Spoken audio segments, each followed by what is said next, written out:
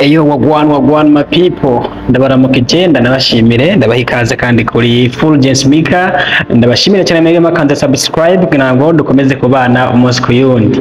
Ni by'agaciro, ni umunezero udasanzwe kongera kubabona, ariko kandi no kongera kuza imbere yanyu kugira ngo ndabiyereke mumenye ati mbega umutipe canke umusore canke umuntu akunda kudufasha akaduha amakuru nk'ayo tugize imisi tubona ninde.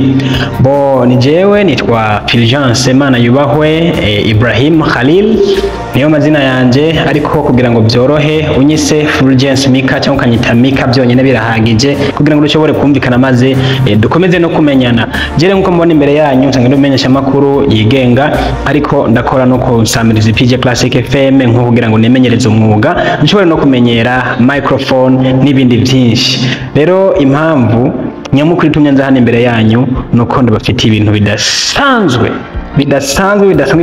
kuko ngiye kuzanda abana namwe mu biganiro bitandukanye ubusesanguzi, turabira hamwe mbega muri entertainment industry y'Uburundi twokora iki, turabira hamwe mbega mu gisata cy'amaresi bimeze gute, turaba abakinyi bacu dukunda uburyo babayeho, ibyo bakora, uko bakora amaresi baduhereza, uko bifata muri rusange n'icyo bamariye ikibano cyacu muri rusange. Rero hari byinshi dutegerezwa gukora, hari byinshi dutegerezwa gutorera umurongo kugira ngo ibintu bikomeze kugenda neza. Nayo mpamvu uyu munsi kuza imbere yanyu ni by purpose irahari, hari impamvu nyamukuru nkuko muje kubibabwira. Nabyiza yuko tugomeza kubana kugira ngo dushobore kugira iki, gukorana neza. Ndongera ndabibutsa Kibonobono oil bariko bakora byose bashoboye kugira ngo wewe uri umurimyi, wewe wumva woshira umutahe mu burimyi, ubona yuko ari na bimwe mu bintu bitunze abarundi benshi, kuza ukabagana bakagufasha kuronka imbuto z'ikibonobono maze ukagenda ukarima, bakakwereka uko bikorwa maze ugashora hanze, kuko iki giterwa n'igiterwa kimaze gutera imbere cyane. Ni igiterwa bamwe ibintu byinshi ntuvuga ngo mare. Icyo ndagusaba gusa ndabiri nimero iri ngaha, uheze uyandike muri telefone yawe, utelefone ubaze amakuru yose ukeneye kuri iki giterwa, hanyuma ibindi twibandanirize. Niko ndabwira nti rero tugiye turabira hamwe ibintu biriko biracyaye no hino muri entertainment industry, ndavuga mu muziki, amareresi, akaranga, imico n'ibindi n'ibintu by'ibiteramo bigiye bitandukanye. Murabizi abantu benshi mwamenye YouTube channel ya Mika kumvo zuko nagiye ndabaha exclusive performances z'aba artist batandukanye bo ngaho iwacu n'abavuye mu makungu. Naragerageje ko nshoboye, so today ngiye gutangurana namwe ikindi gisata kidasanzwe. Ndabibutse ko ngaho inyuma ya kamera haba hari umusaza bita Mukapa canke Ibrahim Mukapa, ushobora nawe kumbwira nkabahuza akagukorera amasanamu meza, akagufotora mu gihe ufite urubanza, imanza zitandukanye zose izo muzi zibaho turazifotora, hanyuma tukabarasa amasanamu meza azotuma mugira urwibutso rusa neza. Ushobora kwibaza ngo impamvu mfashe aka kantu gutya ni kubera iki? Ntugire ngo ndiko ndishima. Impamvu nagafashe ni kugira ngo ushobore kunyumva neza ibyo ndiko ndavuga. Aya majwi wumva areka afatwa n'iyi telefone. Ubu buhinga bwose kugira ngo umenye uko bigenda, kugira ngo byose bihure, tugane tubigufashe. Sinaje kubabwira ibyo nzokora gusa, ariko nsanzwe ni n'umuhinga mu bintu by'imbuga ngurukanabumenyi.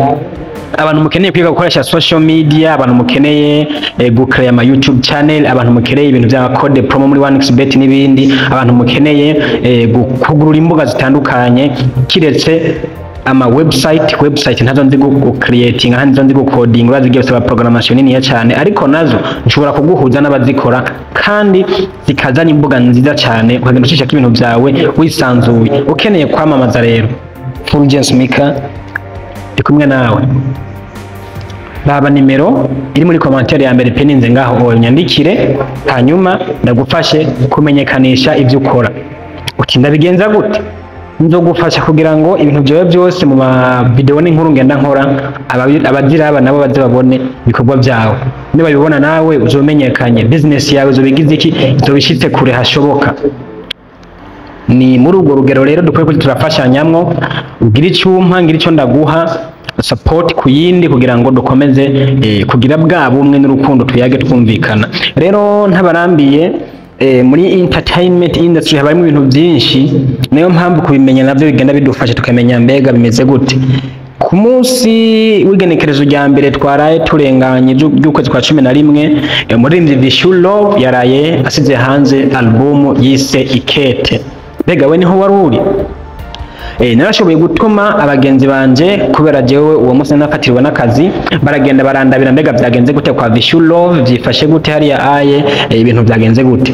Ibintu byagenze neza, show yarabaye Linoji, Melanin Boy, Araflo, Emerson, Estanish na Vishulo mwenye n'abandi baririmbyi benshi cyane batandukanye. Album y'indirimbo 200, mbega wazumvirije ni indirimbo nyinshi cyane, ariko ndashobora no kugufasha akubwira ati mbega Vishulo album yasohoye irimo indirimbo zingahe? Irimo indirimbo izihe n'izihe?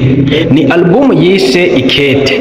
Iyi album yise Ikete rero irimo indirimbo nyinshi cyane, aho ubona ko yagira akora n'ama featuring n'abandi baririmbyi batandukanye bo ngaho iwacu nabo mu makungu na cyane cyane muri East Africa, aho ubona ko iyi album irimo indirimbo zigera kuri 200 duhereye ku indirimbo yise Ikete ubwayo. Gende muzumvize zose ziri kuri YouTube channel no kumugazo Danado Muziki. Hakaba kandi na Angelina, je nayo yarasohotse murayizi. Angelina urabizi ko ngukunda, oya niwo ibintu nk'ibyo. Tubanye kandi n'indirimbo yitwa Sandra bakoranye na Kingorongoro, n'indirimbo yitwa Abudi wa Rumakali Gospel, indirimbo yitwa Agasafari bakoranye na Estanish, indirimbo bita Yaratomboye, indirimbo bita Diaspora yakoranye na West Design, indirimbo yitwa No Problem, indirimbo yitwa Round Table yakoranye na Araflo, indirimbo yitwa Abateka Mutwe, indirimbo yitwa Sweet Love, indirimbo yitwa Sweet Love yakoranye na Madiba the Classic, indirimbo yitwa Dupiki irarenze cyane n'ubutumwa bukaze, indirimbo yitwa Dunia ubutumwa bwa Danje ari kumwe na We Love Muzika ndavuga Melanin Boy na DJ Fernando, indirimbo yitwa Waravutse, indirimbo yitwa Bado yakoranye na Emerson, indirimbo yitwa Bana dusenga, indirimbo yitwa Stress yakoranye na Arnovich, indirimbo yitwa Ubabare yakoranye na MB Data, indirimbo yitwa ndiki ko mbayeho ndi umuntu ndigiki. Iyi ndirimbo yitwa Genda akaba ariyo yugaye urutonde rwa album yiwe yise Ikete. Byari ibiro bidasanzwe muri make, byari ibikorwa by'agaciro byo gutera intege mu muziki w'u Burundi, ibintu biragenda neza. Bimaze kuba bigenda neza nibwo ko nakubyo turarambega ibintu dukora tubigenze gute, ibintu dukora dukwiye kongera n'iki. Hari ibintu byinshi muri entertainment industry y'u Burundi dukora iki kugira ngo tugire icyo dufashe cyangwa icyo dutere cyangwa icyo duhinduye, bumva rero gukorana kugira ngo dushobore kuimprovinga ibyo dukora umunsi ku yundi. Jewe nitwa Fulgence Mika, nkuko nabibabwiye, icyo nibashimira cyo nuko mukomeza kumba hafi by'agaciro kugira ngo dukomeze kuba ngushigikira maze dukomeze kuduza ingabire n'impano z'abana b'igihugu. Ufise impano wahezagijwe ingabire runaka, ushoboye gukora ibintu runaka, ushoboye kwandika, gucapa, gusigura ibintu byinshi ukora, waratangije business yawe, wahuye n'ibintu bitandukanye. Hari ibyo ukeneye ko abana b'igihugu bumva, hari n'ibyo udakeneye ko bumva, hari icyo ukeneye ko abantu bakwigira ko ukeneye kugisangiza abantu.